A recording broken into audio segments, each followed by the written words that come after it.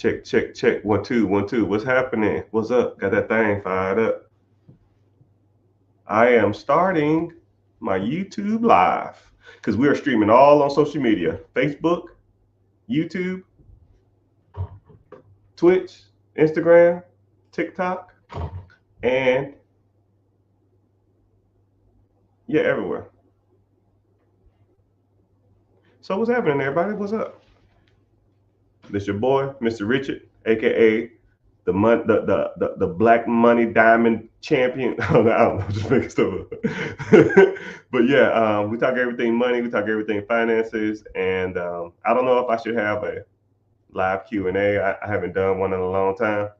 I probably just do a freestyle. Normally I give subjects, but if we want to do a freestyle, we can do a freestyle, meaning that any type of financial question that you have, because I know there's a lot of noise out there. There's a lot of misguidance out there. There's a lot of people out there trying to tell you how to do something or what to do, and they are wrong. And it's not even the fact that they're wrong and I'm right. I don't even try to look at it like that. It's just a lot. When I sit back and I try to take the information that they give you guys, or the information that always gets a lot of feed, or information that gets a lot of views, I'll look at that information and I'll say to myself, that doesn't make any sense, because I'll take that information. A lot of people will get the noise or get that information and they'll just run with it, or they'll remember it, or be engulfed in their mind that, yo man, this is legit. And then I'll take that along with my other knowledge and I'll just dissect what people say. And I'll say, yo, this is not right. Like, who gave these people a platform, right? Just because you have a camera and a cell phone and you turn it around and you can speak into it doesn't mean that the information that you're giving to people is accurate. So I think that there's a lot of misguidance out there. And my objective is to try to educate and try to get anybody and everybody to get to their financial dreams and goals. Because there's a lot of money out here. There's enough money for all of us to be thriving. And there's a lot of money out here. And all of us can get ahead, and all of us can have all our financial dreams accomplished in our lifetimes. But you just have to um, go out there and get the proper education, and go out there and do everything that you can do to get ahead in life. And as soon as we start talking about, as soon as you start talking about that type of wealth and that type of money, it generally will reflect or come back to your personal spending. Because a lot of times people can't help how much they make, but we all can control how much we spend. We can control the food we put in our mouths. We can control the type of accessories we spend our money on. We can control the kind of car we drive. We can control what subscriptions we have. We can control the type of house we live in. And we can control the type of trips we take, the vacations we take. We can control all that stuff. And a lot of people don't want to look inward for the problem. They always want to look outwards. Mr. Richard, I want to make more money. I need to, I know if I buy this business and this business is making me $200,000 a year, all my problems will be fixed. Not really. You know, a lot of rappers, a lot of entertainers, a lot of celebrities go broke. And is it because they didn't make enough? No. You know, the average person won't make $1 million in their lifetime. Think about that. The average person won't make $1 million in their lifetime, but some celebrities will get millions of dollars at once and they'll go broke. So it's not the money, it's how you spend it. And a lot of people don't want to hear that. A lot of people will feel that money will solve their problems, but money is not the issue. Somewhere you hurt my feelings. I think once you really understand that a lot of your problems come from within, and you're looking out to get the answers instead of looking in. Once you get the inward stuff done, then the outward stuff will automatically follow. I'll even put you on some game. I had a buddy who was at the barbershop. I say the story a lot because it kind of makes it's easy to explain. And he was at the barbershop, and a Latino guy walked in there and said, "Hey, man, anybody need any TVs?" And I said, and he was like, "Well, what you got?" This was back in the day too, right? Back in the day when flat screens was everything, right? Now you can get them everywhere in Walmart for $200 or some shit. But he said, "I got 70-inch TVs, $200 a piece. And if you buy them all, I'll give you a discount." He had 5 of them in the back of a pickup truck. My buddy said, "I'll take every single one." He said, "I'll take every single one, but I'll give you $750 cash." He said, "Deal." So this dude had 700. He bought, what was it, 4 or 5? It was 5 TVs. I think it was 5. He bought 5 TVs, 70-inch, for $750, right? I don't know if they were stolen. I don't know where they came. I don't care, right? Hey, help me load them up. We loading the damn things up. We get home. He puts them on Craigslist or Facebook Marketplace, whatever was hot at the time. He was like $500 because those TVs back in the day was going for like $1,200, $1,000. He knew probably something was up with him. He just wanted to get rid of them. He said, $500 will sell fast. He had 100 messages. 100 messages for $500. He easily could have made off 5 TVs $2,500. Easily made $2,500. But he kept 3 of them, sold 2 of them for $500 a piece. So he made $1,000. So he was up $250. And as soon as he got the extra $250, he went to the club. He took his profit and went to make it rain. He bought alcohol and went out to eat. The moral of the story is opportunity is going to present itself to all of us. And then, 2 months later, he complaining he broke.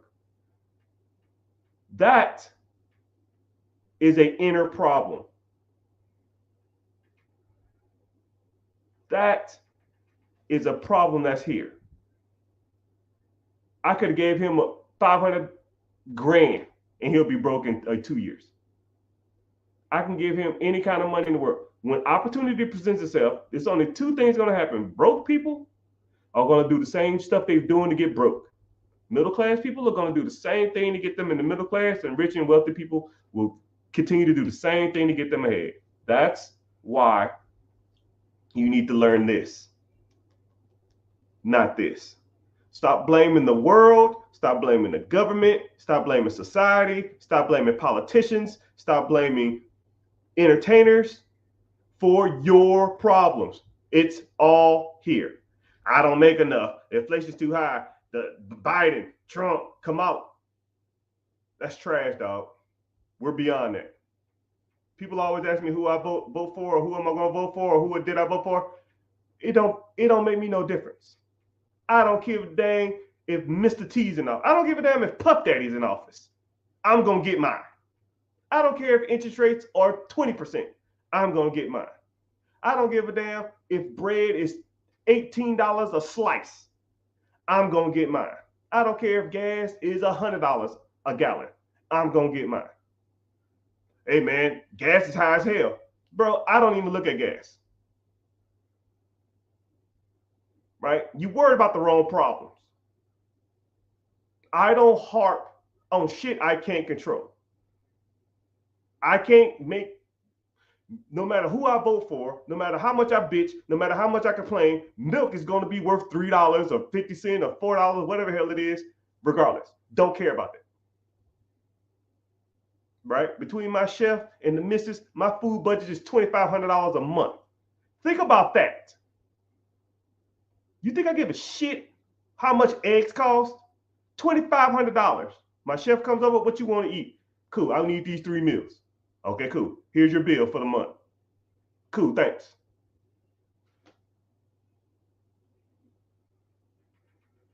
That's my problem, making enough money to get like that. Make more money. Stop spending the money you make on bullshit. And then one day when you look back, you're like, damn, I got a shit ton of money now. Now I can start spending my money on dumb stuff. Now I can go get my hair done, my nails done, my toes done, go to the casino, go to the club, go to the Bahamas, go to Tahiti, go to Africa, go to France, buy a Hellcat, buy a Challenger, buy a McLaren or something. You know what's crazy? I'm not even bragging. This is my last brag. I was with my buddy who was getting his car serviced, and he got a decent amount of money, and they had a McLaren for sale. And the guy who was selling it recognized me. I don't know how. Who knows? We just started talking. He said, "Yo, man, let's start talking about this number. I see you looking at this car. You want to get into it?" He said, "I'll cut you a deal." And he started doing the numbers, and I did the math. And I said, "Damn, I can afford this. This ain't bad."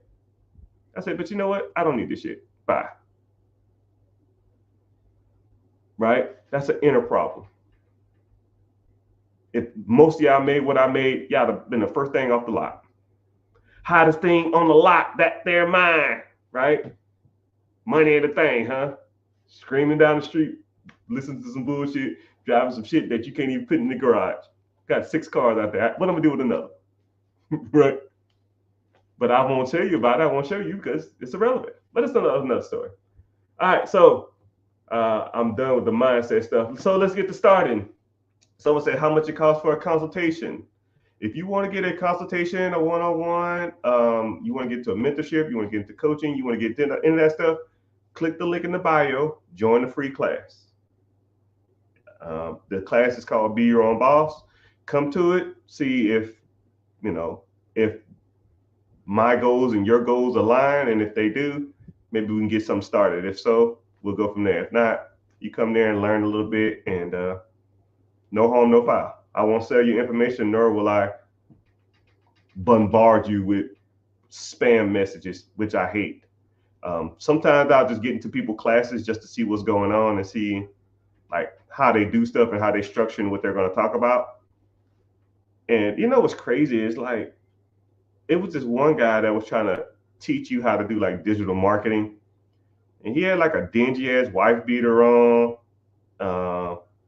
One of his buddies was smoking weed in the background. And he was on like his cell phone, but the cell phone was like tilted up at an angle and it kept falling over. And I was like, who the fuck is giving this guy money? And people was buying that shit. And I was just like, yo, we deserve better. We deserve better. We deserve better as a community, as a coach, as a guide. That guy couldn't give me $200 to take that shit. You couldn't give me the money. I never want to see that guy again. And then he bombarded me with text messages. He say stuff like, "Hey, Playboy, you still trying to jump on this game," or some fucking ignorant ass shit. I was like, yo, bro, don't ever message me again. Don't ever contact this phone in the history of your life again. If you want something from me, you had to conduct yourself more professionally, more respect, and act like you got some damn sense. You know, maybe that's just me, man. Maybe that's how I grew up, and that's how I do business, man. Right? Respect everybody. Be professional. Be well spoken. Present yourself the best, and just kind of go from there. But hey, whatever, man. Gotta respect the hustle, though. Gotta respect the hustle. All right, so I'm gonna give you I'm gonna give you. I'm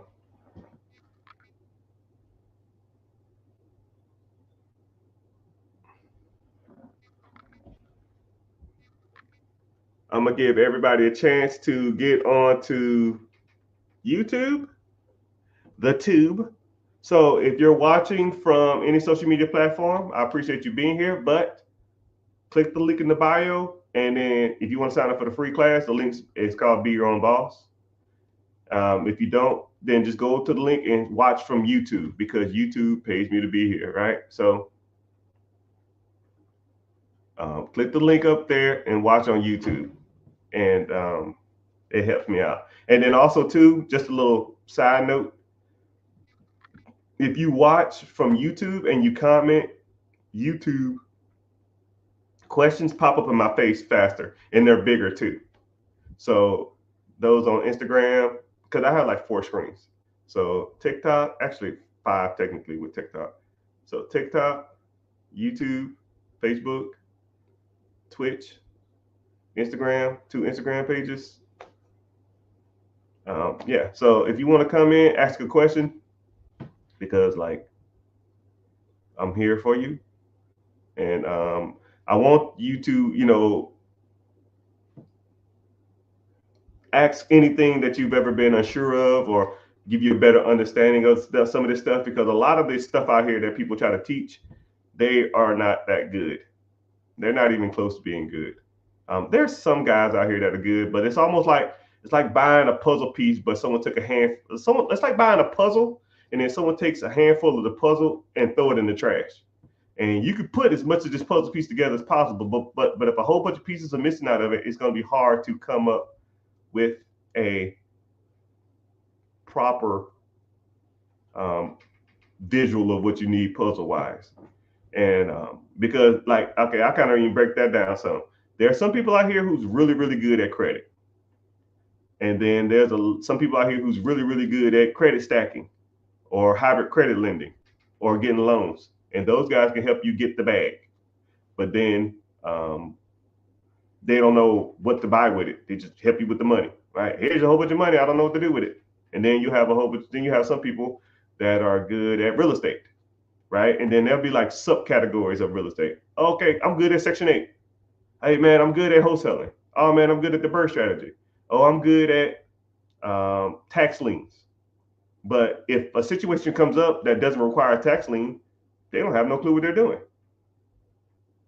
Or, hey, I want to buy a business. Okay, cool. Do you have money? No, I don't have any money.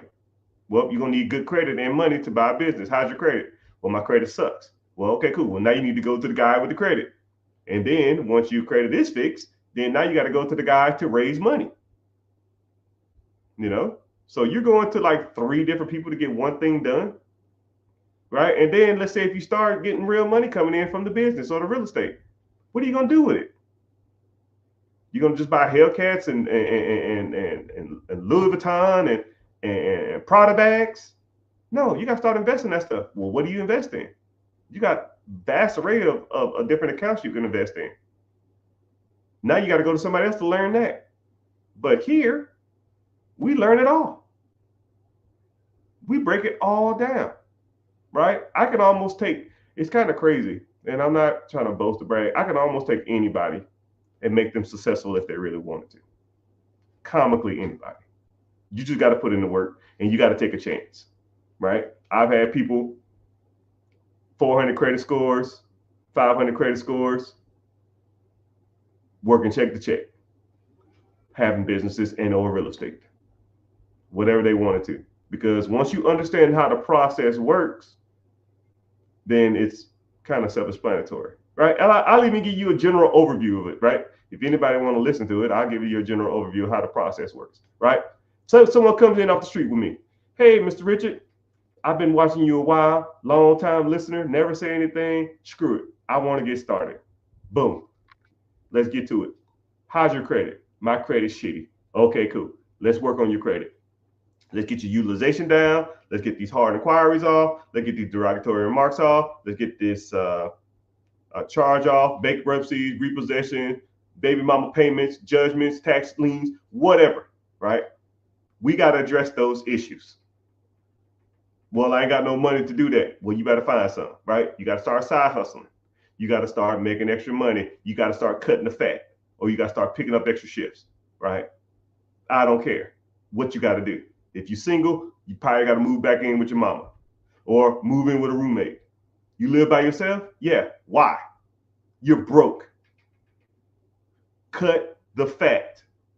You paying $3,000 a month for a high rise downtown when you should be living in somebody's guest room for $400. You know? Okay. So now you're gonna start cutting your expenses. Your Netflix, your Hulu, your damn DoorDash, your Uber Eats. Stop eating out all the damn time. You cut all that crap. So now you take that money and now we're gonna start devoting it towards these bills, right? Paying down your utilization. If you got charge-offs and collections, it depends on the extent of the collection. It depends on the type of charge-off, right? We got to start knocking, trying to get those things off your credit. If it's long gone, it's been gone like 4 years, but you're trying to wait for it to fall off, we can dispute that. Dispute charge-off, dispute late payments, dispute bankruptcies, dispute repossessions. Fight that stuff off your credit. So now we fighting all this stuff off your credit, and your credit score is going to slowly but surely start jumping up because now you're all that hard inquiry crap gone. Late payment stuff gonna be getting out of there. Credit collections and any type of derogatory marks, we're gonna try to get all that crap off there. Okay. So then once you have your credit looking halfway decent, and while we're working on that too, we need to start working on some business structure. LLC, S Corp, C Corp, sole proprietorship, whatever damn journey you want to go down. I'll talk to you about the pros and cons of all of them. And I'll talk to you about which one that you need for your particular situation because they're all different. Right? So let's say you go with an LLC. Okay, cool. Do you want to raise capital from the bank, or do you want to use private money lenders, or do you want to use, for whatever you want to do? Right? And which route do you want to take? Do you want to start buying businesses? Do you want to do start a business? Do you want to take your side hustle and go full time? Do you want to buy some real estate? What do you want to do? Because once your credit start going up, that means you are eligible, or you'd be more creditable to creditors. That makes sense, kind of? I hate the term, does that make sense? I know I said it right. So you are now you in the favor of the credits. And then I'll teach you the scores that you need to be shooting for. The 580s, the 600s, the 620s, the 650s, the 680s, the 700s. All of those they're like checkpoints, and they all mean different levels of credit. Once you get to like 700, you can pretty much get anything you want. Some people say to me, yo man, Mr. Rich, I need an 800 credit score. Why? If 700 can buy you anything in the world on credit, why do you need an 800? Why do you need an 850? It's like being strong just to be strong. You don't need that. So we get your credit right, and then we start working on your business structure, right? And start making it to where you can go to banks and ask them for money. If you have proper business structure, you have everything a business needs, and along with good credit, there ain't a bank in the world that won't loan you money. How do I know? $1.4 million of funding. Actually, it's more than that. I don't even count no more. I can go slide a damn house on this shit. Oh, that new McLaren? Shoot, shoot. Oh, I got the new Rolls Royce? Shoot, shoot. Whatever, right? Oh, got a business for sale? Shoot, shoot. Here's my down payment. Because I've shown through time and history that I can pay my bills on time and that I am a good candidate for credit. And I go to these banks and say, I need 30,000, 40,000, 50,000, 60,000, 10,000, 15,000. Okay, Mr. Richard, I got you. Okay, Mr. Richard, I got you. Okay, Mr. Richard, thanks. I got you. And they give me the bag. I rarely, if ever, get, I hate the term disapproved, but unqualified. There we go. Right? Bank of America be on some bull crap sometimes, but for the most part, I'm probably like a 98%, 98% funding rate. So 89% of the times I'll get funding. I've only been denied probably once, somewhat twice. And then you can do what's called a reconsideration if you do get disapproved. And I didn't know that at the time. But I could have been hitting 100%. That's a whole nother story. Anyways,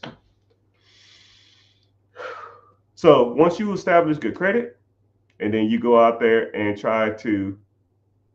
you go establish good credit, and then you go out there and you go raise capital or use your own capital, and then you need to start investing your money, because once you start fixing your credit, the excess of money that you had to fix your credit needs to start going somewhere else, right? Just because you was paying $300, $400, $500 a month to pay down these credit card bills, and now once those credit cards are paid off, you're not just done with that. Now you can go spend that on like going to the club. That's stupid. Now we're gonna take that $500 and we're gonna start investing it, right? Mutual funds, ETFs, IRAs, 401ks, all that shit, right? Now you can do what's called a portfolio loan. They said you have 30 or 40,000 in an account. You can go to the bank and say, "Yo, I want to get a portfolio loan." That portfolio you can borrow against those assets. So you can take a $50,000 portfolio of stocks and go get a loan against it. Now you take that loan, you go buy real estate or buy a business. You see what I'm saying? You see how this works? You see how that person who was living check to check, I showed them how to cut their expenses. Then I showed them what to do with the money, extra money they had, and how to pretty much build up their credit. And that's kind of how the game works, right? And once you could just sit back and look at it for a second, think to yourself, damn, that ain't bad. That probably could work. You'll start to realize that this is how people get ahead. And my objective so far was talking about blaming the world for your problems. No, everything that you're doing now is a reflection of your choices. You identified the problem you had on your credit. You start cutting the fat. You start working on side hustles. You started building your business structure, LLC, S corp, sole proprietorship, whatever. You start raising capital from the bank. You start buying businesses. You start buying real estate. You see what I'm saying? It's not a world's problem. It's a your problem. Point in. Everything I say has nothing to do with who you voting for. Everything I say has nothing to do with your job or your income or your baby mama or the courts or the system. That's stupid. Stop blaming the world for your problems. Let's get to some of this money, right? But the only way you're going to do it is to make a choice. You got to choose to get ahead, and you got to choose to start associating and hanging with people who are doing it on a high level. And I don't make excuses for people, and nor does anybody in my community or in my groups or my mentorship. We don't make excuses for you either. If you want to hang around those type of people, then cool. Click the link in the bio, join the free class. If not, hey, maybe one get out, or maybe not. It's your world. It's your world. But welcome in, welcome in. I see Twitter has a few people. Wow, Twitter bumping. YouTube has a lot of people also. Welcome in, welcome in. Somebody always on Twitch. Hey, Twitch, say what's up. Instagram, a little lackey, but it's all good. Facebook, TikTok is tripping because when I get, if I get to like yelling or like being passionate, I hate being passionate on social media because they'll figure like you're hate speeching, especially if I say the word, the P word that people vote for. If I start saying those type of words that it come every 4 years, then they'll like start restricting my account. So I try not to talk about that stuff like that, right? But we'll start doing some Q&A. We got a decent amount of people in here. But come to YouTube, watch from YouTube, ask the questions on there. I see all those questions first. So let's get started. Right now, my expenses are high and very little extra money. My credit took a dip in the last 6 months, which happens. I have Turo as a side hustle with the LLC. I need to get something going soon. Yeah, I feel you, sir. A lot of my Turo buddies, I have a lot of them who have a lot of cars on the platform. one, Turo like raised their prices, and this is what's crazy about Turo. I see like Airbnb commercials, I see Uber Eats, I see Lyft, I see all those type of commercials. I never see it. I never see advertisement for Turo. It's almost like it's almost like they take a fee and then make you fend for the wolves. And then they raise the fee to where it almost doesn't make any sense for you to make any money. Now I have friends on Turo that have one of my friends, actually I got a few of them. One of them has 60 cars, and I have another one who has 37 cars. And I have a couple cars on there too. And I understand. But my cars are just paid off, just things that I just try to do just to mess around, make a little extra money here and there. Oh, what's happening? I see you. But yeah, Turo is ridiculous, and then there's so much competition on the app; it's kind of saturated. So now you got to lower your price to even get people to rent from you, and then they destroy your fees. So I feel you, sir. So, but Turo is a little more passive, right? You just put the car on there and you clean it up and you get it back, and you kind of go from there. But um, the expenses are high on Turo, like I already said. So you might need to start cutting more expenses. I don't know what expenses you cut. I don't know you from a can of paint, but your expenses are high. You have an LLC. If you want to raise capital through that LLC, if your credit's halfway decent, I would probably look towards doing that. And if you want to try to buy more cars or either buy something else or get into something else that makes a little more money, because like I said, I personally think, this is my personal opinion, mark my word on it, Turo will be bankrupt in the next 3 years. It ain't gonna make it. And in 3 years is even pushing it. I'm just being a little more genuine. Being a little more generous with my prediction. Unless they start doing more advertisement, then it ain't gonna make it. Like I never see a Turo commercial, right? That's why I kind of don't like them. But that's another story. I'm trying to find an event space event space hall, event space / hall for sale to find existing business in some community centers. Can't have liquor sold on property. Yeah, it depends on your state too, sir. It depends on your state. A lot of times these companies they have some built-in clause saying that you can BYOB or um, you can't serve liquor there. And then like if you had an event space and you couldn't serve liquor there, like who would want to be there? Like what wedding would you want to be at? Or what party would you want to be at that I can't drink? So it's almost like, why even want to be in that type of space in the first place, especially in those areas, right? So you might want to look into something else because I'm not trying to invest into a business that can't maximize its profits. If I can't buy something and people can't have a party there, and if I say party, if I say I'm having a party or wedding, the first three things that's coming out of people's minds probably the DJ, dress attire, and food and alcohol. Like, I mean, that's just it. And if someone say, "Oh, it's a draft party," and you're like, well, "Why? Somebody they AA or something?" They're like, "Oh no, it's just we can't have alcohol here." I'm like, what? What kind of party? And then think about it like this: if you had three venues and you had the choice out of all three, and one of them said, "Yo, we can't drink here," I'm going to the other ones. I'll pay more so I can drink, even though I don't even drink. I'm just saying that that's just my personal opinion. Drinks free. Yeah, yeah. We're gonna get drunk in the car. We gonna get drunk in the car. Someone said, "Do I have businesses for sale?" No. I sold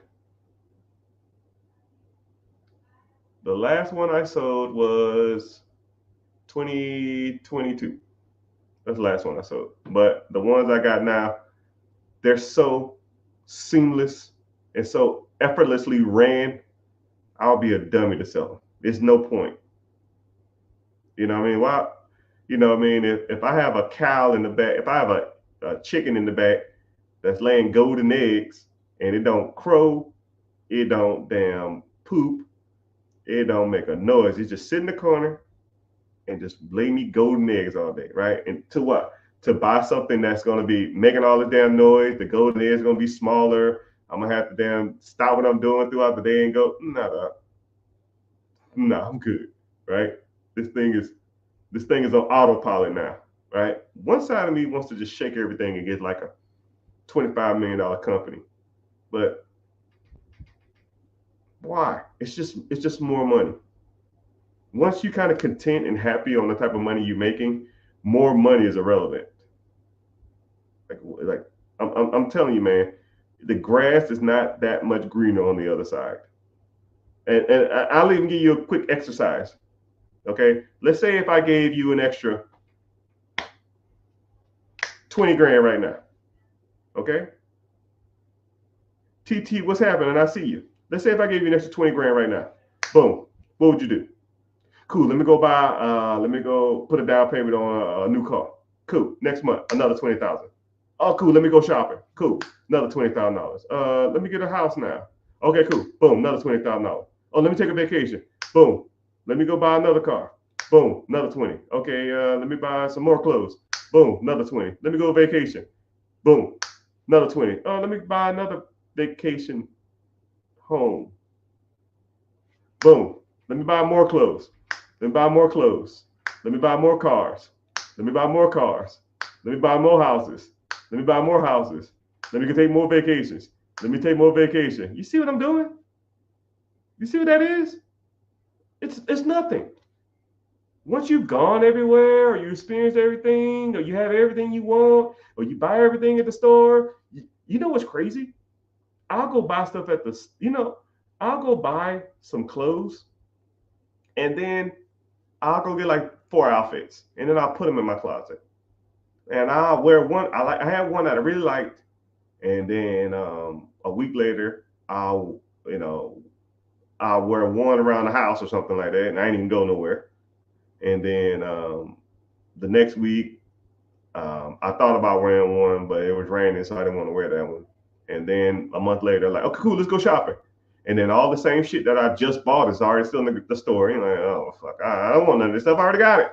All right, so cool. I wait another month, 2 months, 3 months later, and I go to the store. Now they got some new stuff, right? And I do the same thing again. I get 4 outfits again, right? Shit, I ain't even wore the last two I got. I ripped the tags off, or some of the stuff still had tags on it. It's just why? Why, people? Why are you doing this? Why do you want to do this?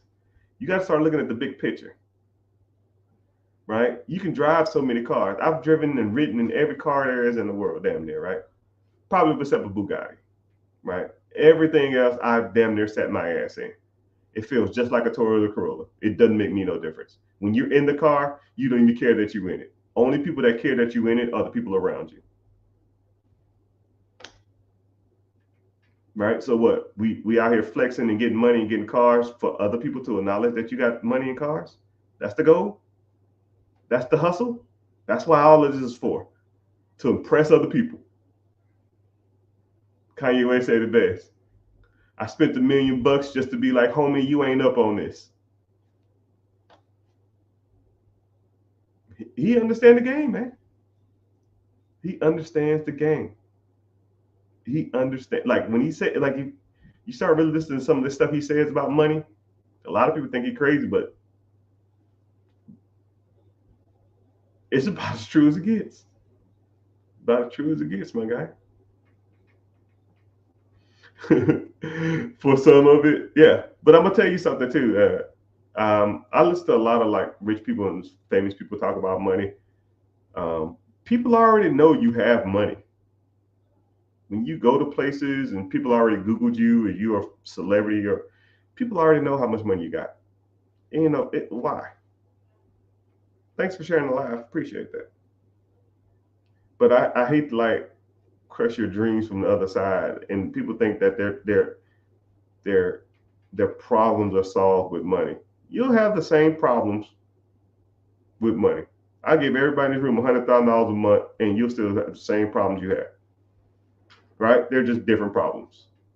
You're stressed out about your spouse. You're stressed out about your kids. You're stressed out about school. You're stressed out about your body. You're stressed out about your looks, right? You can't fix that with money. You and your spouse argue every day. Money gonna fix that? Then y'all just argue about your spending habits of bigger stuff. He says I spend too much money. Okay, cool. Now you go from lipstick to damn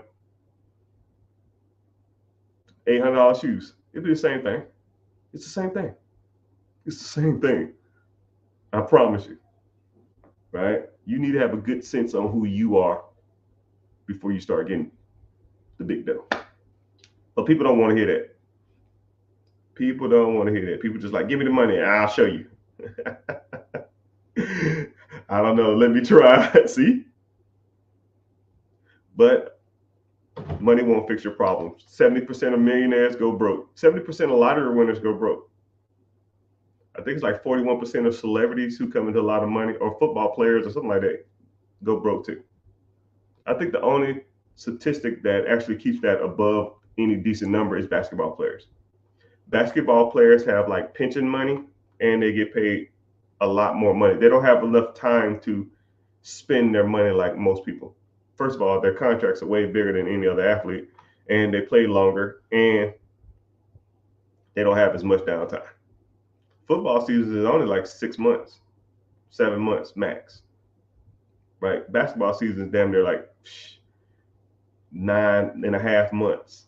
You just have less time to spend your money and you make more. You know, MLB has they don't they do and they don't. But it's only like if you really look at MLB players, it's only like 3 or 4 people on the team that's making the big bucks. Everybody else is not making that much. Same thing with basketball players too. But basketball players make more money on average than any other sport. But that's a whole nother story. But we've been on here for a while, man. What questions y'all got for me? We can talk about credit, growing your credit, business credit, leveraging credit, business funding, going out and raising capital from the banks.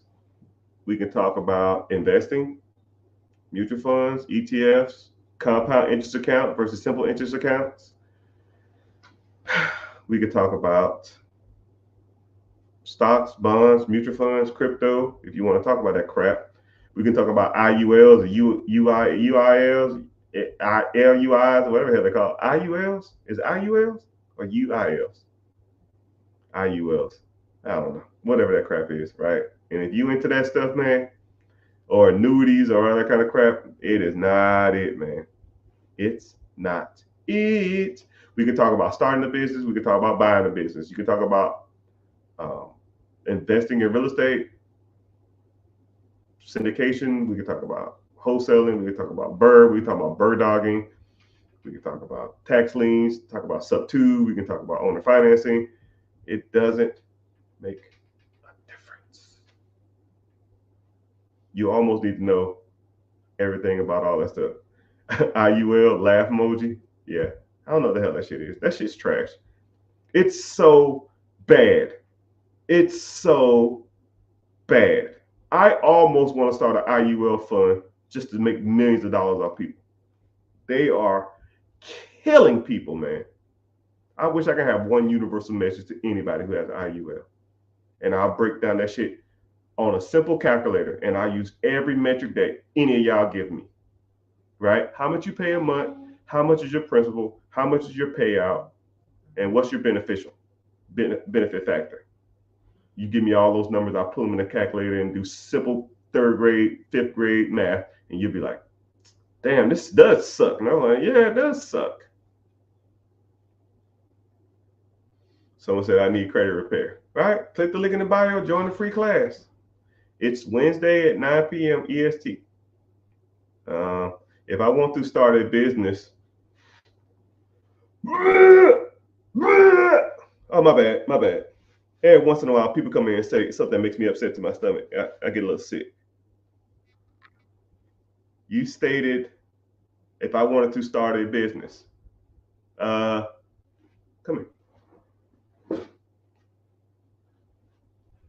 Why would you start a business when you can buy one that makes money day one? Why? So let's do a simple startup analysis, right? I don't know you from a can of paint. You said, how do I determine the market that needs it? First of all, there's your first problem. Trying to figure out if a demographic or a market needs the product that you want to start. Because if you start some shit and they don't want it or don't need it, you're going to close down. Ask Kevin Hart. He opened up a damn vegan restaurant that I heard the food wasn't even that good, nor did people want it in that area. And it closed down in 2 years because he didn't do the research, the marketing. He didn't do the market to see, he didn't do an analysis to see if the market wanted it. But let's say if there's a business that's already out there and it's been open for 15 years. Does the market want that business? It's been around for 15 years. You can't be in business for 15 years and not make money. Hell, you can't be in business for 5 years and not make money. Fuck, you can't be around for 2 years and not make money, right? Let's start a business and every month I take out $3,000 out of your pocket. Every month, $3,000 out of your pocket. How long are you going to survive? Let me take $5,000 out your pocket every month. How long would you survive? $10,000 out your pocket every month. How long would you survive? Not freaking long. Okay? If a business has been around for 5 years, 10 years, 15 years, 30 years, how much money are they losing every month? Probably none, because they have their answers figured out. The market has already been determined. They already have customer loyalty. They already have a base that they can market to. If they wanted to market to somebody, market to the people that already come there, right? Do giveaways within, or do incentives or give backs to people who've been loyal to you for 10 years, 15 years. Now let's do a startup analysis, right? Boom. I found an area I want to invest in. Okay, cool. I need to, I want to rent this place out. Well, what is it? What's the triple net lease? Meaning that I got to rent this shit out for 5 years and I have a 5-year option after that. Okay, well, how much is the lease? $5,000 a month, and I need 50 grand up front. Deal. Okay, cool. As a deposit, so you don't mess my shit up. Okay, cool. $50,000 at your account, gone. So $5,000 a month, you got to do what's called a build out. So now you got to go and buy. If you want to build like a Subway or some shit, or a restaurant concept, I don't damn know, right? You need stoves, you need ovens, you need floors, you need flash guards, you need all this other type of equipment, right? Let's say that's $100,000. Wow, boom. So now you're $150,000 in the hole. You ain't sold a burrito, man. Not a freaking damn sandwich. So now now you and then now you have to wait 6 months to a year to do a build out. So now you got $150,000 in the hole waiting till your restaurant opens, right? If I took out a $150,000 loan, I'm gonna have to pay something every month, right? Plus the $5,000 a month in waiting on the build out. $50,000 down, $100,000 for the build out, you $150 in the hole, plus $5,000 a month. That's another $60,000 if you take a year for the build out. You are $210,000 in the hole, my guy. You ain't sold a damn sandwich. Now you got opening day is, let's say, a month out. So you want to like just start and open up and say, boom, hey, everybody come in here. And you making the sandwiches, or you grilling, or you cleaning? No, you got to hire people, right? And then you got to train people. So you need a general manager, probably. That's another 60 grand. You need a head chef and an assistant chef. 50 and 50 right there, 50 and 40. You're going to need some staffs and some waiters and a janitor, right? Janitor is 40. Regular staff, I might get you at $20 a piece or $15 a piece, depending on your state. You got 20 grand a piece right there. You got 10 members. 10, 10, 10, 10, 10, 20, 20, 20, 20, 20. You got $200,000 just in $20,000 just in regular staff a year. So build out $150,000 down payment, $5,000 a month, plus training for 2 months. Or I'll give you training for a month, right? $200,000 a year. 1 month, I give you 18 grand. You are damn near $240,000 in the hole. You ain't sold a damn burrito. And then you open up the door, and what do you see? Crickets. Because you ain't even put no money to marketing. So now you got to spend another $10,000 on marketing to just get people in the damn door, right? So you $260,000 in the hole, right? And let's just say you had to pay that $260,000 back in the next year. That's $23,000 a month. And let's say your burrito sells for $10 a piece. You got to sell $23,000 worth of burritos or sandwiches or whatever the hell you damn selling just to pay the bills. And that's not including that month's marketing, the next month's rent, the next month's salary, the next month utilities. It is dumb to start a business. You'll be $300,000 damn near in the hole, and then 6 months later, you'll close the damn door down. You have no proof of concept. You didn't even know anybody wanted to buy it. Wow, it's almost like I described Kevin Hart in a nutshell. Why do we listen to these celebrities for our financial advice? Kevin Hart might be a funny guy, subjective. I wouldn't listen to him about financial advice, but even though he sits on these radio shows and talk shows that people invite him on, and he talks like he's this great businessman, mother clucker, you could have just gave me $20 and a high five, and I could have told you not to start them damn businesses. Just off that. Hell, I told y'all in 10 minutes why it ain't a good idea. I think he had like 10 restaurants. Take the same concept times it by 10. You $2 million in the hole, Mr. Hart. Oh, Mr. Richie, you hate me. No, dog, I'm just not a fucking idiot. And I don't spend my money on dumb shit. Why build it when it's already built? I can go build a car off eBay. Why? I go to the street and get one and be driving tomorrow. But some people just like to show and like to sell people that they the man, or they do all this kind of stuff when they shit ain't that sweet.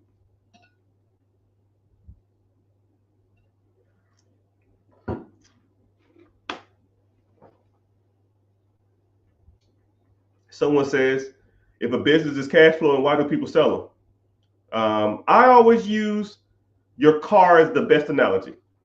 Okay? I use your car as the best analogy. Whoever's in there, name your very first car. All right?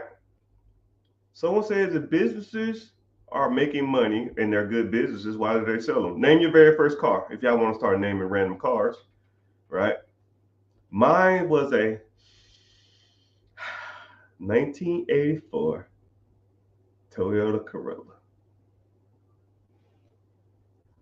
Right? Man, that thing is nice. I love that damn thing. Someone says a BMW. Okay, I see you. Someone says a Honda Accord. Someone says a Nissan Maxima. 1998 Nissan Maxima. Black four-door. That's a quote from Menace to Society if you ever want to look that up. I think it was 1998 Maxima. 1990. No, it was 1990 Nissan Maxima. Right? Ford F-250, right? So someone says a Grand Am. Okay. So you got your first car in your head, right? And let's say you drove that car in high school and it was like a piece. Most people's first cars was a piece, right? Someone said a BMW paid in full style. You had them BBSs on it, them gold BBSs. Like them, what's crazy about them BMW 328s, the 325s, the 323s with some BBSs that's convertible? Them shits are going for like 40 grand now. It's crazy. Hey, whatever, man. What's old is what's new now, right? Anyway, so let's take your first car, right? And let's just say it did its job. It got you back and forth to, most people's first car was a POS. It got you back and forth to it got you back and forth to school. It got you back and forth to your little part-time job that was making minimum wage. and it did its job, right? And then you probably either saved up or you just, you kind of grew out of it, right? Say if you had a little coupe and it was cool, but then you got married and then you had to get something a little more reliable. And then, you just moved on. You know what I mean? So like the car is not a bad car. It's just, it served its purpose. And you used it for the means that you had it for, right? So now take the same concept and apply it to a business, right? My first business was making like $7,000 a month, right? To some people, $7,000 is a lot of money, but to me, now looking back on it, $7,000 ain't crap, So I took that business and I got everything out of it I needed. I learned a lot of experiences. I got a lot of working with people about operation of business management, growth, scale, accounts receivable, accounts payable, profit and loss statements, year-to-date statements, tax returns on businesses. I learned a lot doing that. But when I realized that $7,000, $8,000, $9,000 a month is not my goal anymore, that 90 grand, 100 grand, 200,000, $400,000, those are my numbers now. That's the kind of money that I want to make a month, and $7,000 is not it. So it was a good business. It did what it had to do. It's still making money to this day. Just was time to move on to something bigger and better. And it's the same thing with y'all first car, right? Y'all first cars were probably not the best of cars, but you learned a lot about driving. You probably hit a whole bunch of curbs. You probably ran a mailbox over or two. You probably hit a bird or something in the damn thing. You probably, scuffed up some wheels, but you learned a lot about driving. You learned a lot about respecting the road. You learned a lot about probably working on cars if you had to do some work on it yourself. And you learn a lot about what you didn't like about cars, right? You learn a lot about cars themselves, but you learn a lot like, my next car will not have this in it. My next car will not be a manual shift. My next car will not have a convertible. My next car will not have two doors. My next car won't be a car at all. It'll be a truck because it's too small for me. You see what I'm saying? It's your first. People sell their businesses because either one, they're too old for them and they want to retire and move to Florida and get hit with all these hurricanes, or they're just done with that segment of their life and they want to move on to something bigger and better. And that's why you learn from people like me on if people are selling their businesses because they're duds or people are selling their businesses just to move on to something else. Because people do that. And you have to learn how to identify that stuff because there's a lot of crap out here and there's a lot of treasure out here too. But you got to weed through the junk to get through the good stuff. Someone said, I like hurricanes. Screw them hurricanes, man. I'm done with Florida.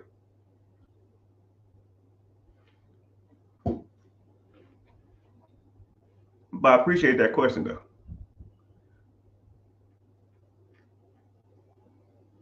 But when it comes to different types of businesses, and I'll even give you this too. There's a lot of businesses for sale that a lot of people think are good, and a lot of people don't know that they're not that good. So if you had to guess, right? If I had to ask y'all, let's do a quick survey. If you had to buy any type of business, like what would you want to buy? If you could just take over a process right now, what do you think would be a cool business to run? Or tell me what business you want and why you want it, right? You can say it's easy. It looked like it'd be fun. It looked like it makes a lot of money. Like nothing's off limit. You want to do a strip club? You want to do a casino? You want to do a nursing home? You want to do a laundromat? You want to do a Dunkin' Donuts? You want to do a gas station? Whatever, right? Just what is your world's desire?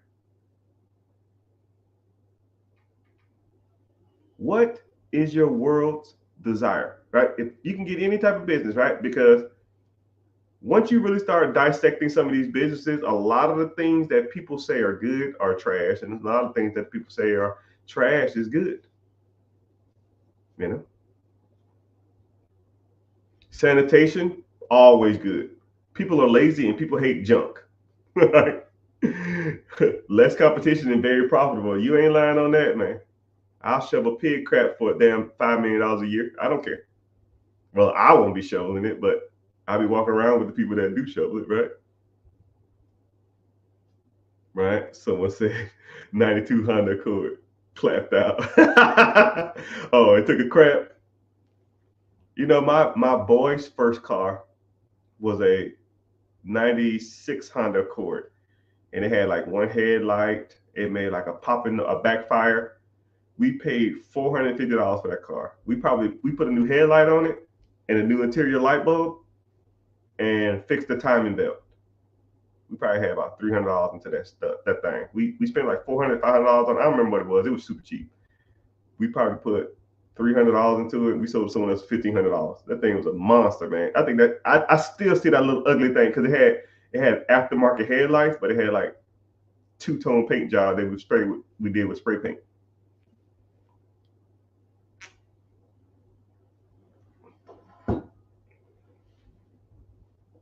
Someone said mobile detailing and film protection.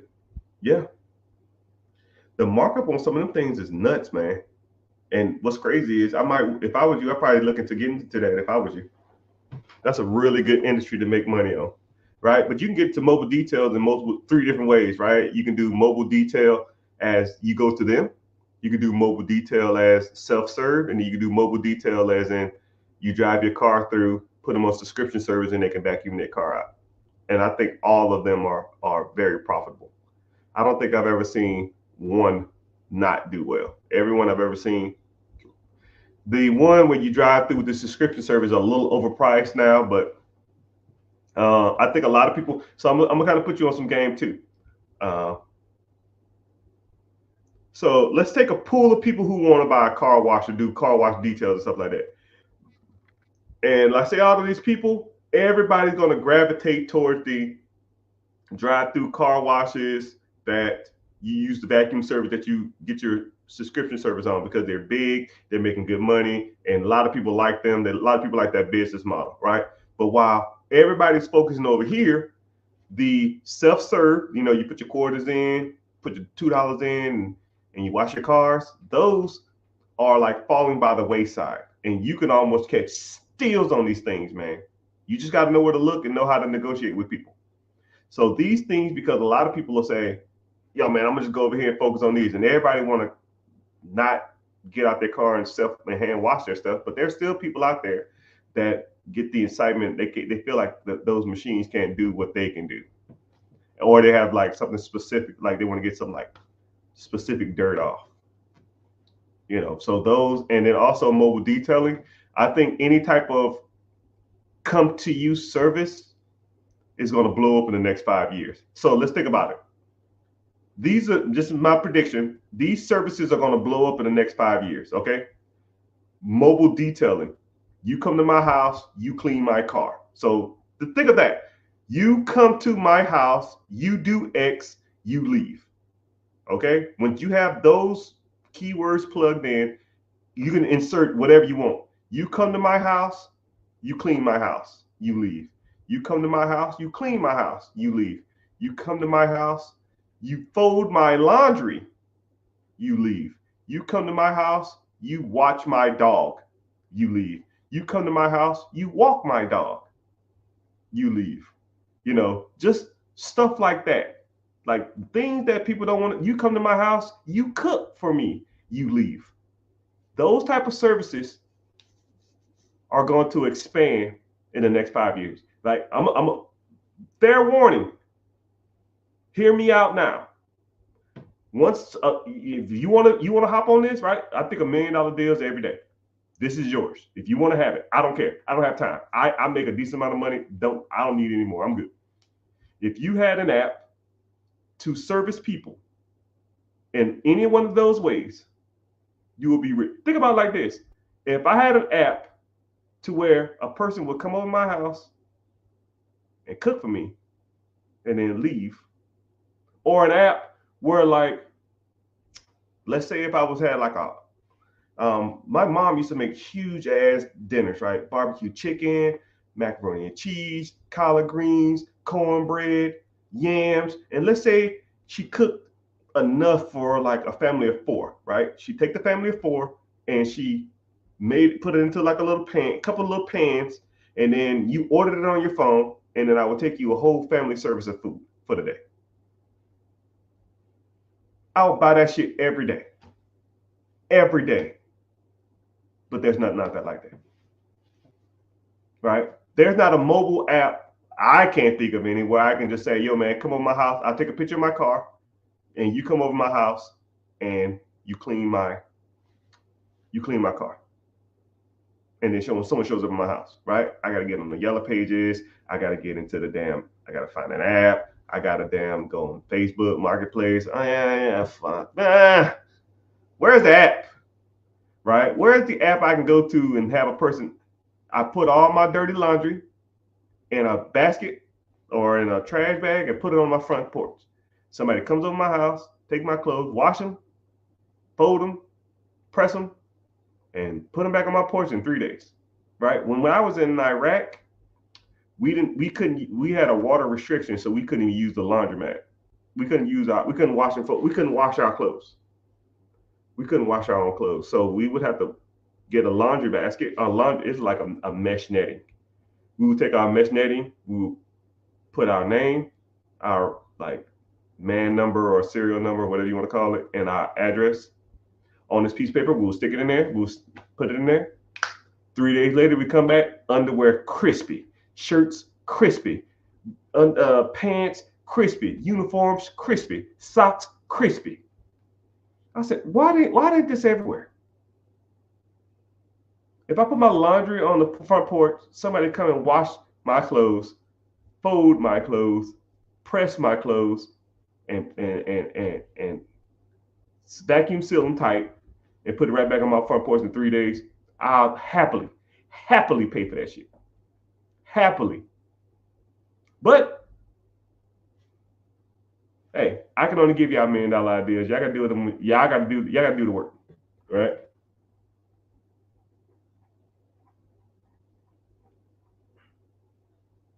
Oh man, my bad, Instagram. I didn't even know like my screen was frozen.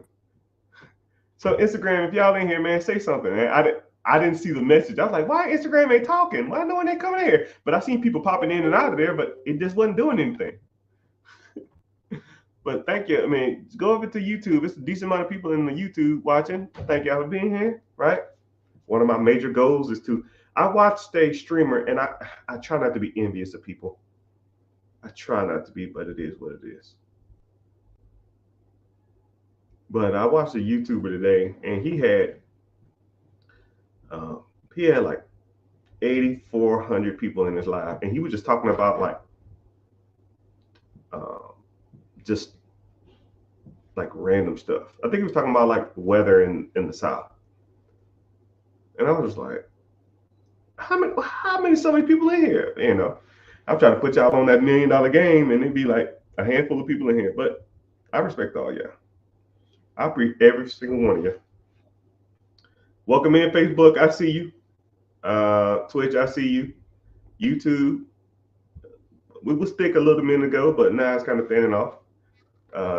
Twitter, what's happening? I see you. Instagram, I see you. Even though my feed wasn't feeding. And also my people's in TikTok land. So yeah, I work at a high-end car shop in Seattle. It's high-end like Tesla rebuild shops. Mobile detailing, yeah. And then the bad part about it is if you start getting into like the Mac Daddy cars, you can start charging a premium. Right? I think an average car detail is probably what, $200, $300, $400 max. Shit, you start getting into like the Mac Daddy ones. Shit, you hit damn near $1,000. There's a guy on social media that charges $10,000 a car wash, and it's a waiting list of 6 months. And he takes, I think it's like 3 days. I mean, for 3 days, I'll clean that shit in 4 hours and let it sit there. Yeah, man, I'm still working on it. That shit was done 2 days ago. Oh yeah, you come pick up your car. Oh man, it's beautiful. Yeah, that shit done. That shit 5 hours ago. Just keep it forever and tell them I'm still working on it so I can charge more. But it's all good. So preguntas, questions, ask whatever question you want to, whatever kind of money subject you want to break down. That's why we're here, because I like talking about the money. No subjects off limits. Someone said the top 25, so top 3 tech stocks. Hey, bro, listen to me. Don't overthink it. There's only one answer that's right. One. Actually, there's 3 answers that's right. The top 3, in my opinion, in this order. All right. So somebody give me a guess, right? What do you think the top tech stocks are in the world? Or the top tech stocks to buy? Someone talk about tech stocks. I can't even damn talk today, right? Right. Some people might comment, some people probably won't. Everybody knows I like some of these stocks, and some people already talk about it, right? You already know probably number 1. Right. And actually I won't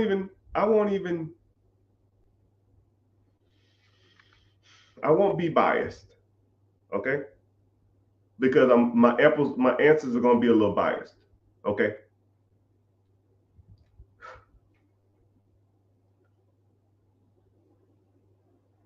I'll give you the 3 and then I'm gonna give you why. It is no particular order at first. Microsoft, Nvidia, and Apple. Okay. Nvidia is almost single-handedly holding the market up now. Okay. It is doing magic out there. Magic. The amount of money this fucking company is making is nuts. It is probably the highest performing stock over the last year. Is damn near destroying everything. It's almost unheard of. If they told me they was making Terminator computer chip, if they was making the computer chips that the Terminator runs off of, I would believe them. If they told me that this company makes whatever's going to damn turn on the nukes and take everybody out, I would believe them. Because it's no way that this company should be making this kind of money. But it is, right? But it controls a lot of computer software that runs the majority of video games. Like the Fortnite, I heard it's like AI, Fortnite, all that kind of stuff, right? How big do you think the video grow? It ain't slowing down anytime soon, right? So NVIDIA, the next is Microsoft, no particular order. Microsoft, because Microsoft, you almost need operating systems to operate anything, right? Regardless if you like Apple, regardless if you like iPhone, regardless if you like any of that other crap, you go to work, they're not using Apple.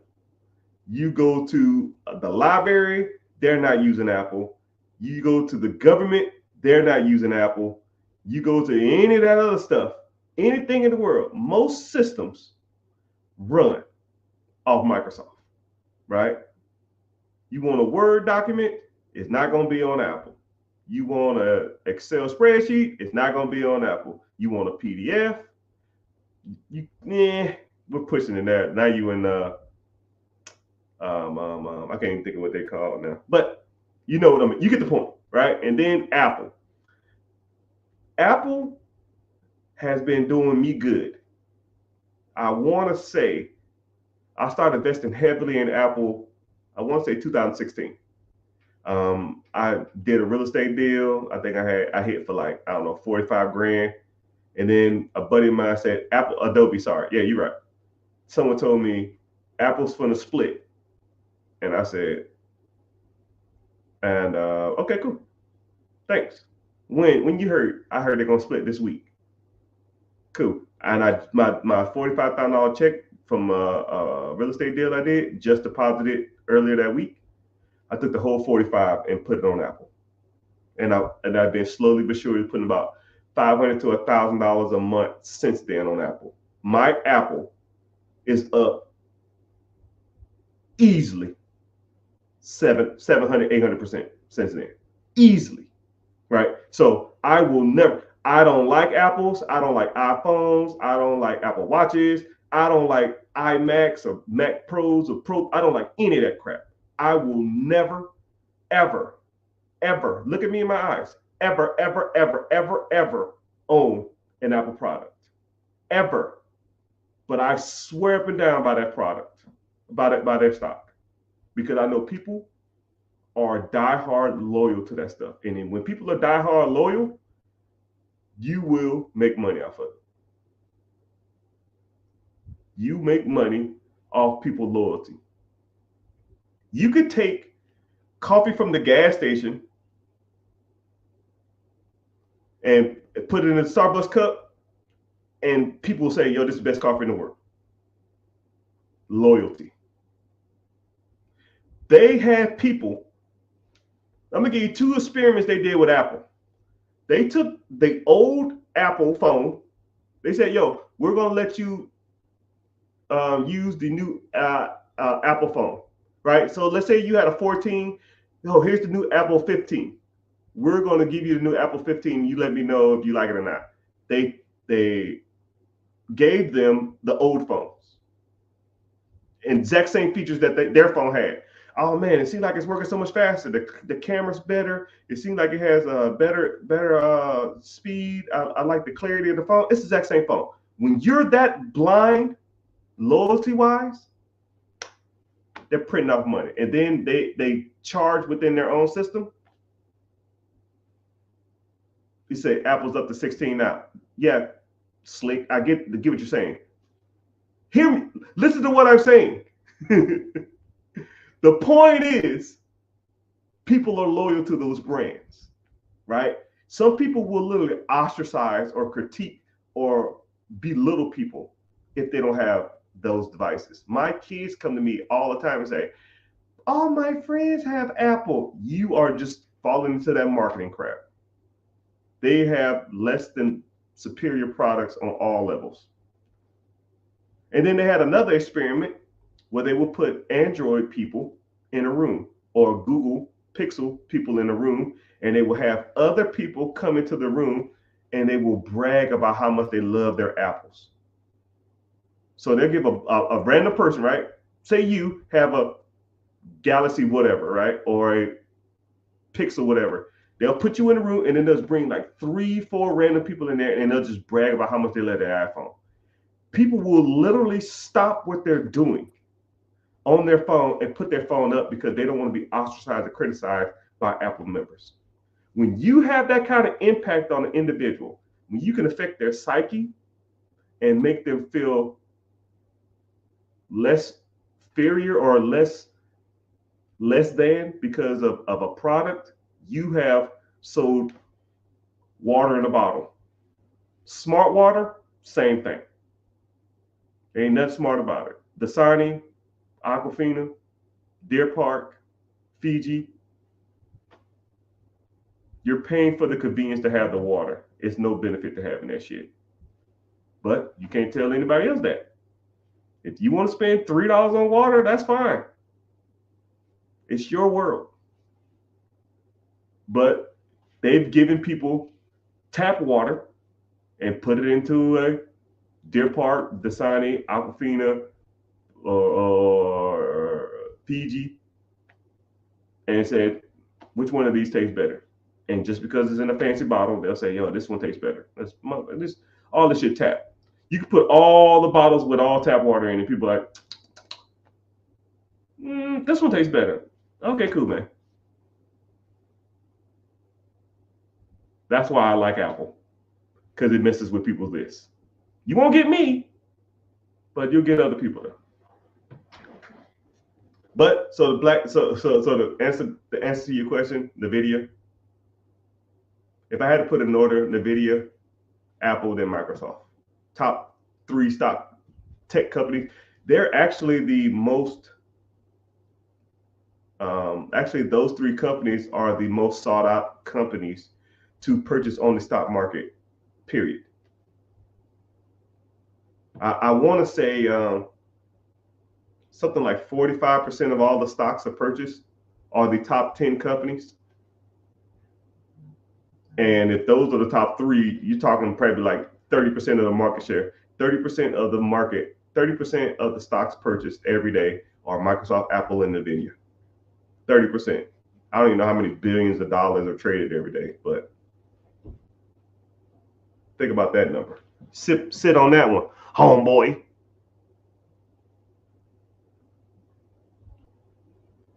Welcome in, welcome in. Thanks for the answer. Yeti's the same way? Yeah. You know the person that made Ozark? He was one of the co-founders of Yeti. And they had a disagreement, so he went and started his own brand, called it Ozark, and then got a contract with Walmart to sell pretty much the same product with Ozark on it. And now Ozark sells way more cups and stuff like that than Yeti, and they're the exact same thing. Same thing. Crazy how that works, right? But it's all good. But hope y'all find the value in this. Hope y'all are interested. Hope y'all are intrigued. Hope y'all are in every adjective that you probably could think of. I try to provide people value. I try to give y'all some knowledge, some game when it comes to this money stuff.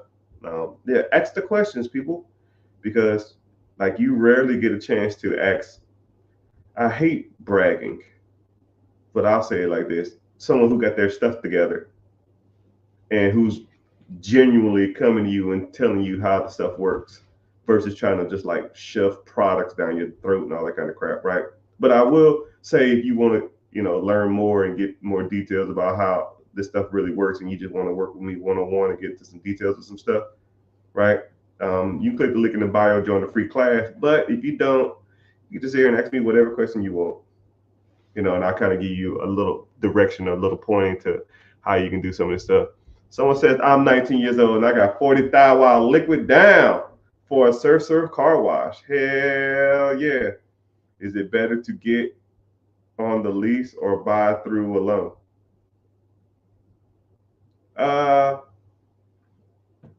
Generally, whenever you buy, so if you have a car wash, so first of all, self-service car washes are the ones that you go up to, you pull up, and then you go put your money into the machine, and then it cashes out quarters, and then you put your quarters in, and you wash it yourself. Okay, that's self-service. Anything else that's like self-service with the vacuums is technically not self-service. It's automated car wash, but that's another story. So let's say you wanted to buy a self-service car wash or get into the self-service car wash. Generally, those buildings, since the building is the car wash, more than likely they're not going to lease it to you. Sometimes they will, sometimes they won't. Sometimes a person will lease out those type of buildings, or they'll lease out the land. But for the most part, those type of buildings are like one in the same. You're not gonna like a self-service car wash that you drive through with vacuum cleaners in the back. They're only going to be used for one thing. Like someone's not going to buy that and turn it into. Well, I have seen some turn into like car dealerships, which is weird. But majority of things you're going to do with that is going to be a car wash. So if you're going to buy or get into those, you're not going to lease it from the person and then you reap all the rewards of that. More than likely, they're going to just sell you that business. So they're not going to keep the building. You rent out the car wash. You lease the building from them, and then you own the car wash portion because you can't separate the car wash from the building. It's just attached. That's weird. So more likely, you're going to have to either just buy the building with the car wash attached to it.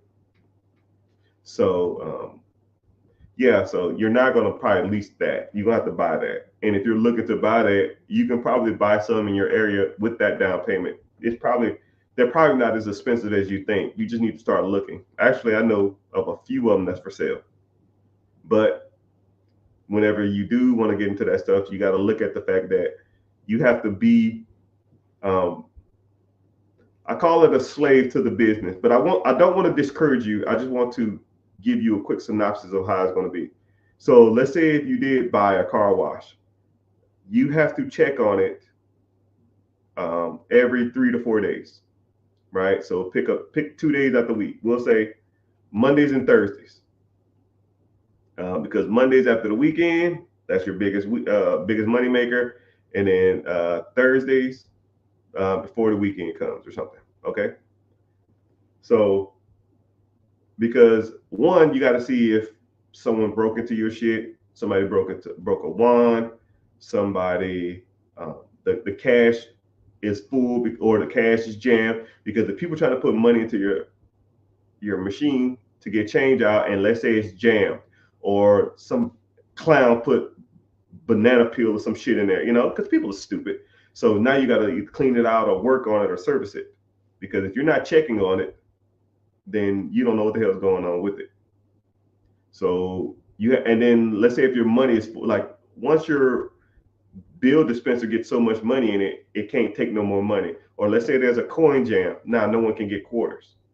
So now you have to go there and check on it, right? So I recommend every 3 to 4 days, right? Mondays and Thursdays or something like that, Saturdays and Wednesdays, or whatever the hell you want to do. It's your world. It's your business. I don't care. Okay, and then when you're there, you're gonna check and make sure all the soap is full. You're gonna make sure that all the cleaning products is in there. You're gonna make sure nobody tore up anything, and then you gotta empty the trashes too. Because let's think about it. Let's say if you go to a self-serve car wash, and then you sitting there, you pull up and you wash your car, or you wanted to wash your car, but then you look at the trashes, and the person ain't been there in 2 weeks. And then people are gonna dump their trash there, and people are gonna take their regular trash from their house and dump it there, and it's gonna be overflowing, and it stinks, and it's flies. Nobody want to vacuum out their car with flies flying around. You see what I'm saying? So now you got to take care of that stuff. You got to do the maintenance on that stuff. It's not cost effective to pay somebody to do that. You're gonna have to spend 2 to 3 hours every 3 to 4 days to do that. And it's just cheaper for you to do it. That business is probably only going to be making $60, $70, $100,000 to you, which is good money, but you're going to have to work for it, right? You might get paid somebody $30,000, $40,000, but would you trust a $30,000 a year employee with all your cash and all your quarters? I'll wait. Hell no, I wouldn't. So you have to you got to do it yourself, right? And you can do it full time if you find one that makes enough for that. But those are things that you have to think about. Those are the things that a lot of people won't tell you. They'll just say, yo, yeah, I can help you buy that. Buy this and take this and I'll hook you up. No, man, you got to sit back and really evaluate and start looking at these things and say to yourself, man, yeah, I either want this or I don't. You got to start looking at the numbers, because if it makes sense financially, then everything else I can fix. But if it don't make sense financially, then there's no point. But that's a good question, though. Great question. Great question, Mr. Ballin. But next time I ain't gonna answer your question if your profile picture look like that. You need a decent profile picture, my guy.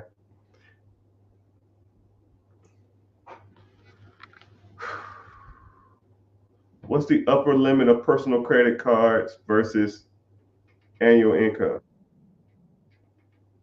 What is the upper limits? Of personal credit cards in total versus annual income? I've seen people who make a lot of money don't get a lot of credit, and I've seen people who make a little money get a lot of credit. So it's kind of weird. It's whatever metric. I wish I could just sit back, and I don't know if it's like an algorithm or if it's like a computer program or something to where it predicts how much money an individual is going to get contingent upon their stuff. I'm thinking to myself, like, man, I don't know. I've seen people put 200. I know people who make $200,000 to $300,000 a year and still get denied. And I know people who work at at Bus Boys making $28,000 a year get approved for a $10,000 personal credit card. It don't make any sense. And I know people that make, I don't know. It probably has a lot to do with your credit profile. It probably has a lot to do with your credit history, your payoff history. If you have any derogatory marks or late payments, charge off, repossessions, or anything in that past, or even if you have a bad history with that person. I know some people who have perfect credit who Chase closed down one of their accounts and Chase won't open up another account with them. So it just depends on you, man. It depends on your circumstance. What is the best business? What is the best business to buy? What is the best business to buy to make $16K a month? Okay, so let's think about it. $16K a month, right? I'll make it $20,000 a month, right? Fuck it, let's go for it. You make $20,000 a month. I don't know if that's cash flow or that's just to your pocket. Now we're in a whole different part. Let's just say the business to you, we ain't pay no taxes. Let's just say it makes $20,000 a month. Okay. That business will need to be producing, that's about $250,000 a year. And at a standard 3 to 4 multiplier, you're at about $1 million business, right? Just make it easier. $1 million business, you're gonna have to put 10% down, $100,000, or you're gonna have to put down 5%, which is $50,000. If you can get it on the finance for the other 5, SBA and the financier will give you the rest of the 90%. Okay. Now, what kind of business can you find for $1 million that's doing $250,000 or $20,000 a month revenue? Yes. The answer is yes. Tons. Whatever your heart desires, my guy. If I sat back and got on the internet, I could probably find you, I don't know, 500 in the next 15 minutes. No, actually 500 in the next minute. So just letting you know, that's not a hard task. Just depends on what you want to do. Where in the world is Santiago? Someone said, how much money do I make on YouTube Live? Not a lot. Nah, if I had to average it out, they send me random checks here and there. If I averaged it out, it's probably only like $400 a month. It's not a lot. So let's do the math, right? Let's do my YouTube math. So YouTube tells me I need to go live every day. Okay. So let's say I get $500 a month, right? So I go live every day. I have to do at least 90 minutes to an hour, 90 minutes to 2 hours, right? So I'll put it at 2 hours, right? 2 hours a day. That's 14 hours a week. So 14 hours a week times 4 weeks, that's 56 hours. I'm $500 an hour, $500 a month, divided by 56. I make $10.90 an hour to be here, pre-tax. So I'll make less than minimum wage to be on here to talk to you guys. But it's not about the money. It's about growth and education to everybody. And then one day, whenever I'm streaming and it's 1,000 people in here, or 10,000 people in here, or 100,000 people in here, then it'd be a whole different story. But journey of 1,000 miles starts with one step. I just gotta do my time. Right? Everybody starts here. Mr. Beast, he put out 10 years worth of content before he got his first 2,000 followers, man. 10 years of content. He has a video of him count to 1 million. It took him like 7 hours. Think about that. And people still watch that shit to this day. It's crazy. It's crazy. But It's just you got to do your time, right? I'll get there. I believe in myself. Got to put in the time. Anyways, when investing in the Midwest real estate, what to look for when hiring a property manager?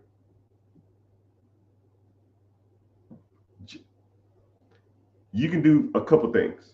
One, you can ask the real estate agent for referrals. A lot of times you can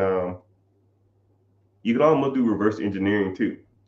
If you know what properties are being rented, you can almost do what's called a skip trace and then message the person, say, yo man, I see you have this house for rent.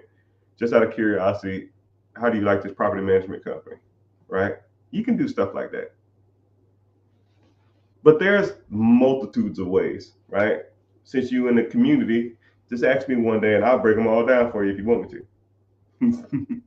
But there's tons of different ways, right?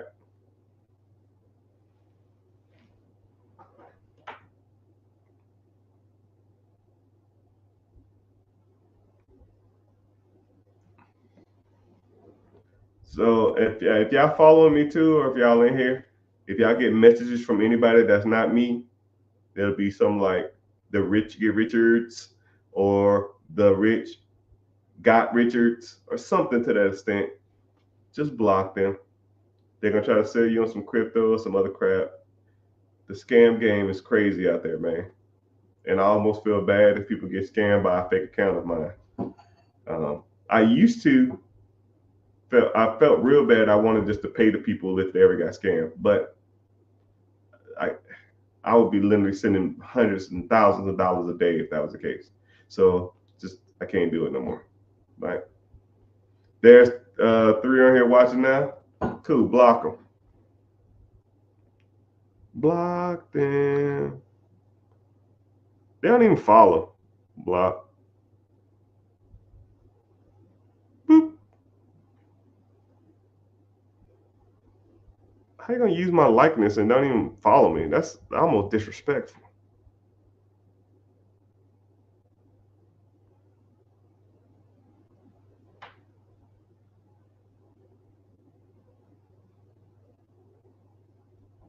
You're welcome. I ain't thanking you, pump. I'm playing you good. Oh my goodness.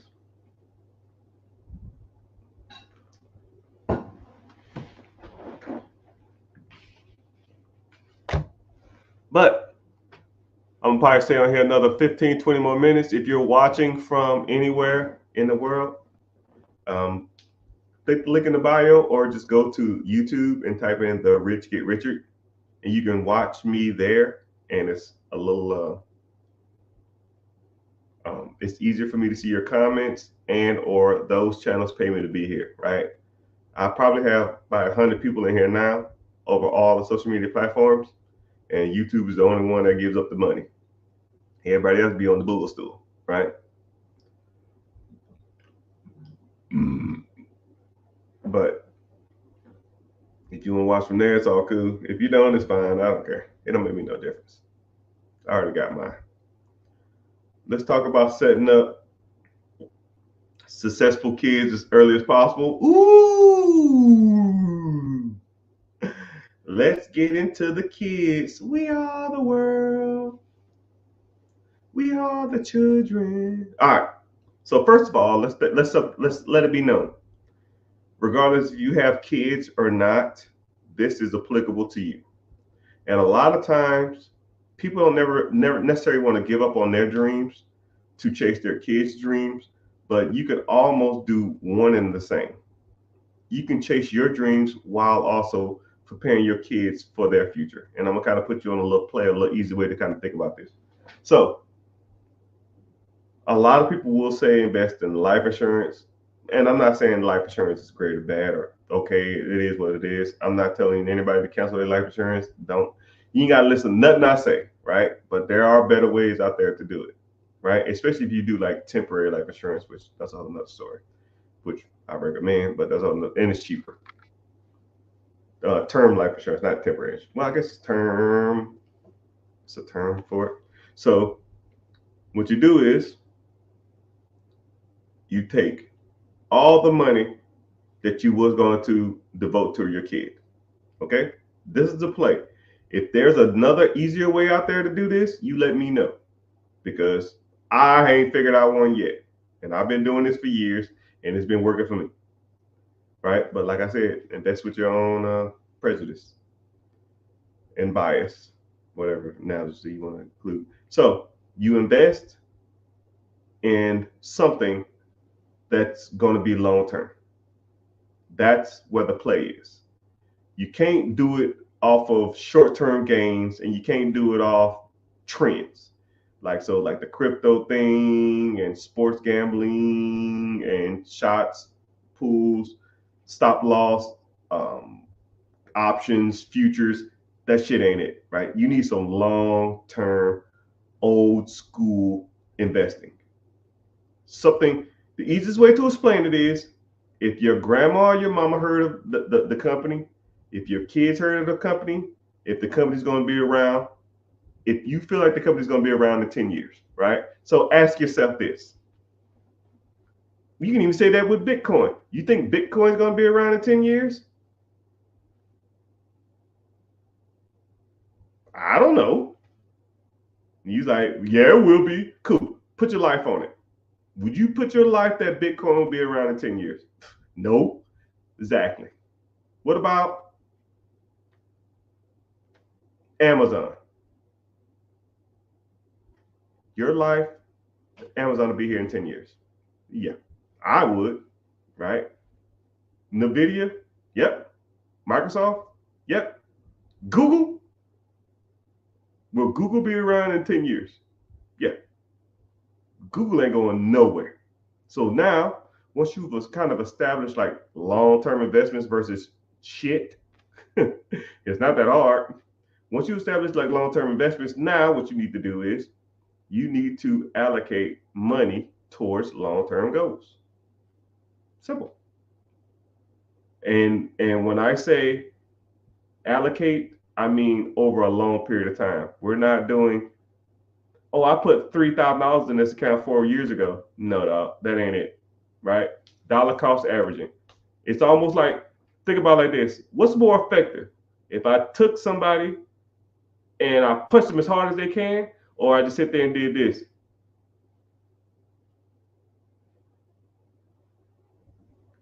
For 10 years, 15 years, 20 years. Eventually, that person's face is going to be damn smushed in, right? That one punch is going to hurt. But if I punch somebody in the nose all day long, for 30 years, their whole face will be concaved in. They'll almost look like a different person after 5 years, 10 years, 15 years, because that's the effects of long-term investing, right? Throwing your money into something and letting it ride ain't it. You got to put it in there constantly. I don't give a damn if the car tires need done. I don't give a damn if the wedding's coming up. I don't give a damn if I want to take a vacation. I do not care. Invest, invest, invest, invest every month. Never turn it off.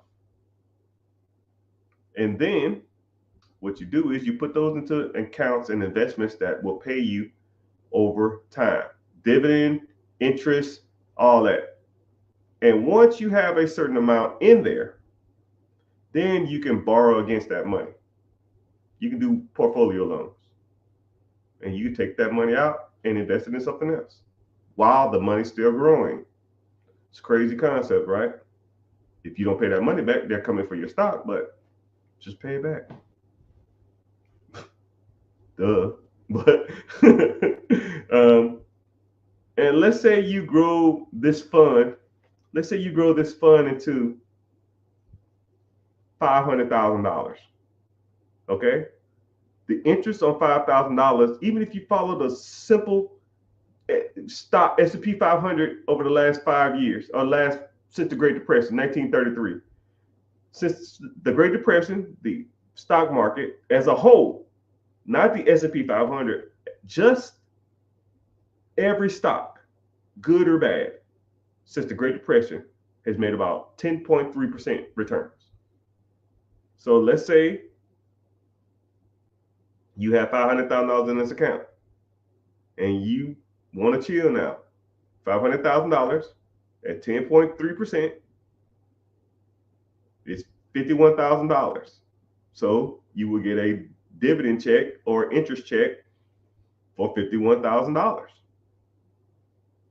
And then you'll have that money coming to you every month. And this is just a smaller scale. You can take this shit to the moon, right? Let's say it's $1 million. Let's say it's $2 million. Let's say it's $5 million. Let's say you're 19 years old and you put $500 in the account every day until you're 60 years old. That should be $10 million. And now you have all this money sitting in your account.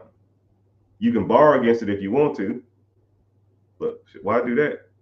The interest on the account, let's say you had $1 million, 10% interest, that's $100,000 a year. Now you make $100,000 a year sitting on your ass in interest, and then you take that fund, you put it in the trust. Now the trust manages the funds, and only person that can allocate those funds is probably a lawyer and or whoever the individuals in charge of the trust. And the way my trusts are written, nobody's above the trust. Nobody can cash out. I damn near can't even cash out. All of us have to vote to take the money out. And the lawyer, and I have a clause in there that says the lawyer said that we can't take it out until a certain amount of time anyway. So in 100 years, my great grandkids can touch this money. But after that, I don't give a shit, right? But it'll probably be $100 million or some shit in there. And $100 million at 10% compounding interest is probably be $10 million a year. Why would they need the $100 million? They can just split $10 million each amongst themselves. And I'll just make a YouTube video if YouTube's still around. Then I'm like, yo, you fucking idiot! It's $100 million in this account. You're not going to make more money than I did. You're not that smart. Take the $10 million, shut the fuck up, and I'll see you next year. You can, if you spend it all on anything, on dumb shit, then come back next year and you have another 10, right? But you're gonna take the $100 million and do the same thing with the $100 million that you're doing with the 10 million, and it's buy junk. You're not that smart. Just live off this money for the rest of your life and your kids' life and your kids' life and your kids' life. And now y'all just live off royalties for the rest of your life.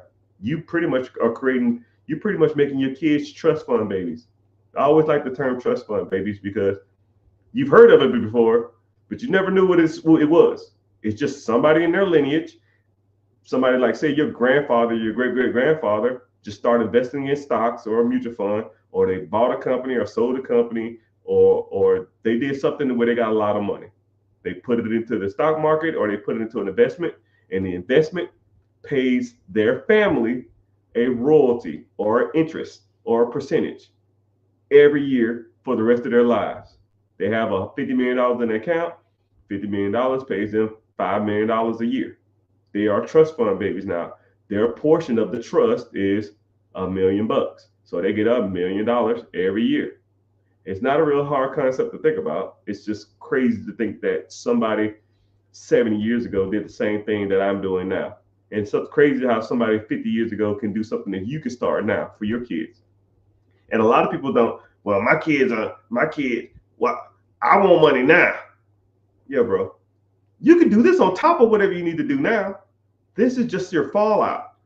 Say if the business you want to buy don't work. Let's say if the real estate you want to buy burned down. Let's say if the storage units you bought, everybody moved out of town. Let's say if your vending machine was at the school. Let's say if the vending machine at the school the school closed down because of zoning. I don't know. I can't predict the future. I don't know. Right? Say you had a plan to make all this money doing something and it don't work out. You're going to get old. I'm going to get old. That's inevitable.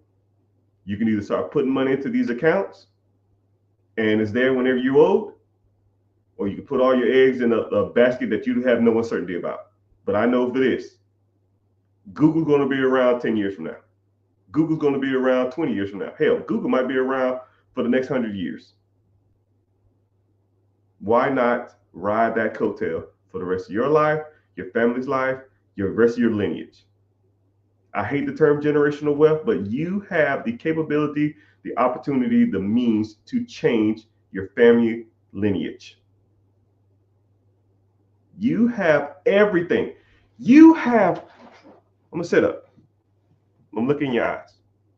You have everything you need.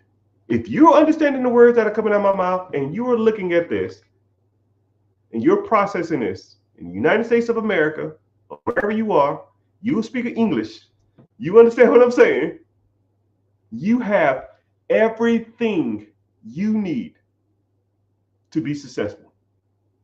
And if you don't have it, it's your choice. It ain't about inflation. It ain't about who in office. It ain't about your job. It ain't about living check to check. That's bullshit. It's just excuses. I had less than nothing. I think I would swap my situation when I was broke and sleeping on my brother's couch or sleeping in his car and surf riding. I would swap that situation with anybody in these lives. Anybody. You had a job or you got a job. I didn't have that. You probably have a car. I didn't have that. You probably got a roof over your head. I didn't have a roof to call my own. I had nowhere to go. So I joined the military. I had nothing. I joined the military with a t-shirt, jeans, shoes, socks, and a toothbrush that was in my pocket. I didn't have no napkin wrapped around it. I didn't have one of those little plastic guards on it. And my wallet. And if anybody in here tells me they can't do it, I'll sit there to your fucking face and I'll call you a fucking liar. Because if I can do it with a t-shirt, jeans, toothbrush, a wallet, and shoes, I had $7 in my wallet. $7. And I borrowed it from a friend because I might needed a meal on the way to the military. And I was so cheap that I ate at the hotel and I was putting food in my pocket because I didn't want to have to pay for a meal. You have everything you need to be successful. And everything other than you being successful is a freaking excuse. Like, I just gave you a play on how to be a multimillionaire and make your kids generational wealth. It's about 75 people in here now. I swear to you, nobody will do it.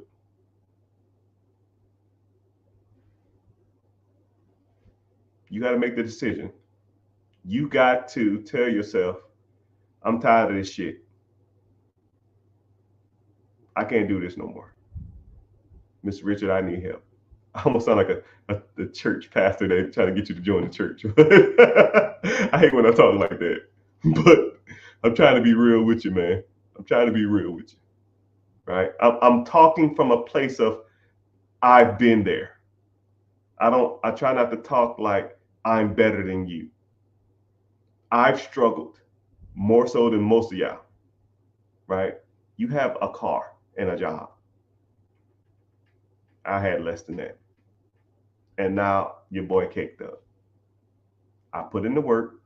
I made sacrifices. I did what I had to do. And that's why I am today. I learned from my mistakes and I learned from others who are smarter than me in certain areas.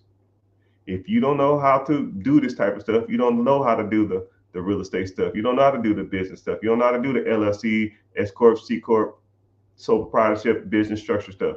If you don't know how to raise capital, if you don't know how to invest, if you don't know what apps to invest in, you don't know what to invest in, you don't know how long you should be doing it, you don't know how to set up a trust, you don't know how to set up mutual fund ETFs and stuff like that. That's why you learn from people who know what the hell they're talking about. And a lot of these clowns out here have no clue. So, last warning, because I've almost exceeded my time. You want to learn how this process works. You want to learn how people do this on a high level. If you want to learn how the big boys and big girls make a lot of this money. I have a free class coming up. It is Wednesday, 9 p.m. EST. Join the free class and let's get started. If you want to know more, you got to start hanging with people who are doing it. And if you ain't, you can continue to hang with your friends now, see how far they got you. You are a reflection of your friends. And if they're not doing anything with their lives, 9 times out of 10, you're not doing nothing with your lives. When you're sitting around watching football or watching baseball or watching basketball or whatever sport you're into, and you thinking, man, this as good as it gets. If you feel yeah, well, maybe we don't need to associate with ourselves with each other. If you feel like I deserve better, I'm smarter than this, I'm better than this, come on over to Mr. Richard's neighborhood. It's a beautiful day in the neighborhood. Would you be mine? Could you be mine? Won't you be my neighbor? Make sure you follow in and click the link in the bio to join the free class. Later, dudes. Make sure you follow it too.